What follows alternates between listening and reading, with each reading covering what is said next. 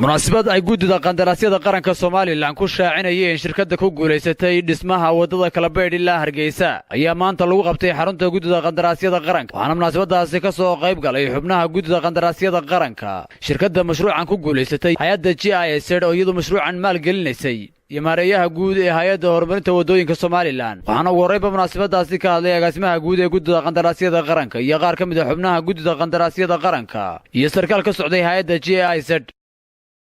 وعادي معلم بدأ إن مشاريع كل دون لقوا ترتموا وهاي قدراسة قرنك إن عدد كترتنوا قبضتهم معلم والبويد عذا مشروع صدح وكاكم صدح وتجيب كاكمنا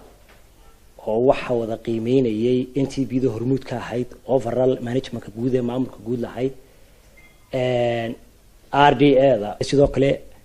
funding كا GIZ أو يجونا supervision يقيمين تقيب كها wadadu waxa weeye tadalkan aynu ku noolahay isku xiraysa waana tamaalin walba aad ogeydeen khasaaraha dad iyo dunyaba ka dhaca ee dadku ku rogmadaan ee gaadiidku ku baabaan farxadina ah inaynu mashruuc u dana qarankan u dana dadka reer Somaliland inoo wada dana aynu ku daafureen halkan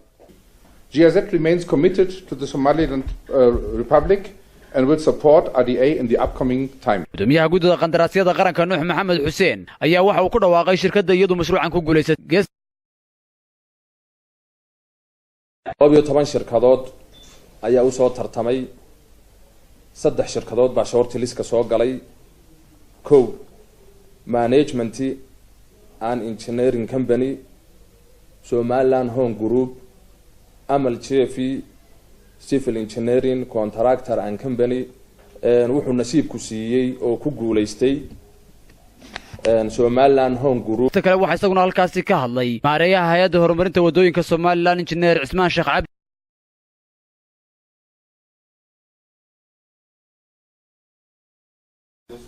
anaga waa noo guul ilaahayna waxa ka rajaynayaa hawsha inaan ku guuleysano anaga waa noo sharaf gudidana waa u sharaf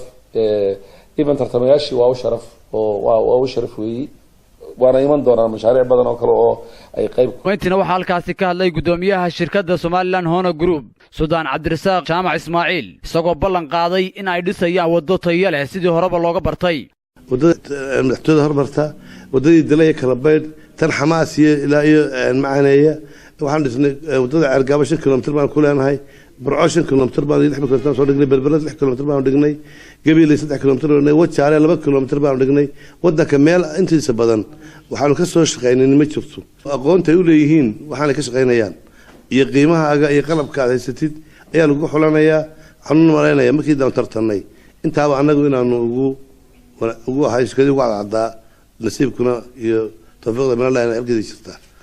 waxa kamid ah imika mashaariic weyn oo wadno garaashkan Hyundai baan u dhisaynaa meel wakaalada Hyundai daabshiilay baan wadnaa waxaan wadnaa runwayga military base waxaan kala wadnaa inaanu ka iibino shirkadaha ka shaqeynaya Berbera qalabka materialka sida wax lagu dhiso sida jayga dhagxanta waaweyn iyo waxyaabo la mid ah aanu ka iibino anagu ka sabla garano kala shirkayga Maxamed Jaamac Umal wararka warbaahinta SBC Hargeysa